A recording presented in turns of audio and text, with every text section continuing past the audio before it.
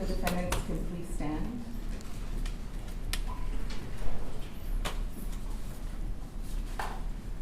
For purposes of the record, I have reviewed all of the exhibits that were admitted. In the punishment phase of this case, I have reviewed the pre-sentence investigation report and the TAP evaluation of each of the defendants. Is there any legal reason we cannot proceed to sentencing today? None on behalf of Mr. Moreno. Does it have Mr. Schneider? No, Judge. Yes, and Mr. Rodriguez could not be here, right? Yes, Judge. And- Dennis Moreno standing in.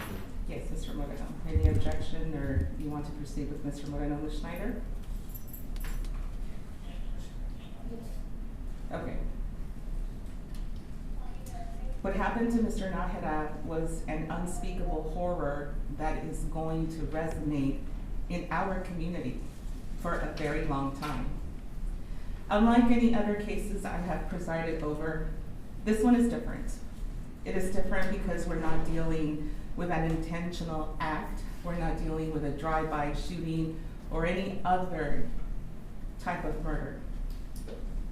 It was a case of criminally negligent behavior. On the one hand, we have the City of San Antonio Animal Care Services swearing under oath, giving testimony that left me with the impression that this was about a missing affidavit, that none of the previous bite victims came forward to declare the dogs dangerous dogs. After hearing from the neighbors on Depla and Darby Street, I find the testimony I heard from the City of San Antonio very difficult to believe. What I do believe is the people from the West Side neighborhood. I find the testimony of David Avila, Fernanda Esparza, Deborah Flores, Sylvia Avila, not only credible, but very persuasive and compelling. The City of San Antonio is not on trial here, and they will have their day in court and their lawsuit to contend with. But about this case, what I do have to say is that it's not about a missing affidavit. Clearly, our city has a lot of work to do to provide services to deal with responsible dog ownership. To echo what most, if not all, the witnesses testified to, this was preventable. If the first line of defense fails because the dog owners are not responsible, the second line of defense should not have failed.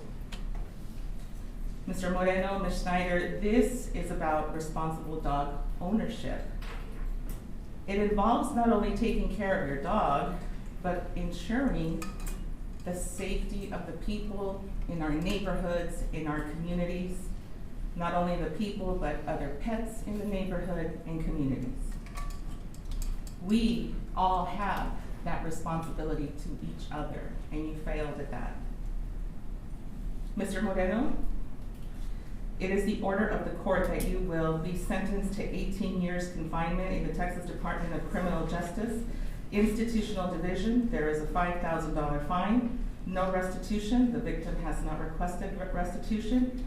You are prohibited from owning or possessing any dogs if you make parole on this case.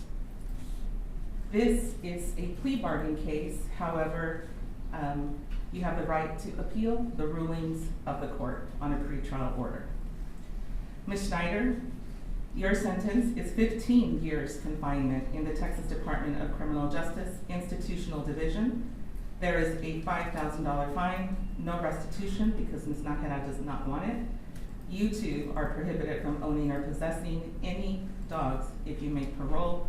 Both of you are also ordered to have no contact with Depla Street and Darby Street. Yours is also a plea bargain case. However, you have the right to appeal the rulings of pretrial rulings of the court. Do we have any impact statements? We do, Your Honor. Line them all up, and let's get started. You're remanded to the custody of the sheriff to begin your sentence.